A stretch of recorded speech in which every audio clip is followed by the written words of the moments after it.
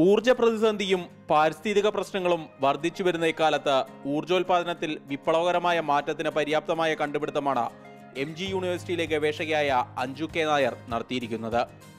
സാധാരണയായി സെല്ലുകളിലെ ഇലക്ട്രോഡായി താരതമ്യേന ചിലവ് കൂടിയ പ്ലാറ്റിനം ഉപയോഗിക്കുന്നതിന് പകരം ബോറോൺ അടങ്ങിയിട്ടുള്ള ഗ്രാഫീൻ ഷീറ്റുകളിൽ സിൽവർ നാനോവെയർ കൂട്ടിച്ചേർത്ത് ഇലക്ട്രോഡായി ഉപയോഗിക്കാമെന്ന കണ്ടുപിടുത്തമാണ് അഞ്ജു നടത്തിയിരിക്കുന്നത്.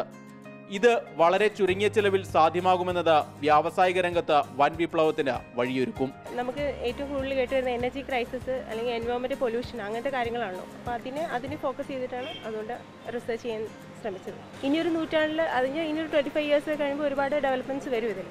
പ്ലാറ്റിനം ഇലക്ട്രോഡുകളുടെ പ്രവർത്തന ഫലമായി ഉണ്ടാകുന്ന carbon dioxide, carbon monoxide, methane എന്നീ ഹരിതവാതകങ്ങൾ ഉണ്ടാകുന്നില്ല എന്നത് അഞ്ജുവിന്റെ കണ്ടുപിടുത്തത്തിന്റെ പ്രത്യേകതയാണ്.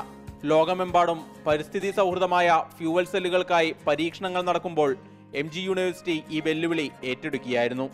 അഞ്ജുവിന്റെ ഗവേഷണ ഫലം നേച്ചറിന്റെ സയന്റിഫിക് റിപ്പോർട്ട് ജേണലിൽ പ്രസിദ്ധീകരിച്ചിരുന്നു. MG യൂണിവേഴ്സിറ്റിയിലെ നാനോ സയൻസ് വിഭാഗത്തിലെ അധ്യാപകരായ പ്രൊഫസർ സാബു തോമസിന്റെയും നന്ദകുമാർ കളരിക്കലിന്റെയും നേതൃത്വത്തിലാണ് അഞ്ജു ഗവേഷണം പൂർത്തിയാക്കിയത്. മാതൃഭൂമി ന്യൂസ്, കോട്ടയം.